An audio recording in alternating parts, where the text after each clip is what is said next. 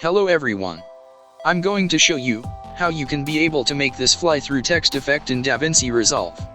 Let's get started.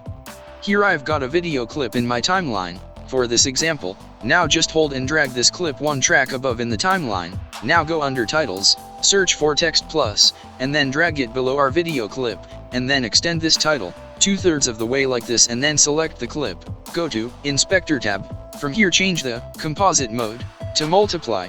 Now select the text plus title, go up to the Inspector tab, adjust the text, font, and size to your liking. Make sure it must be large enough almost to fit the screen.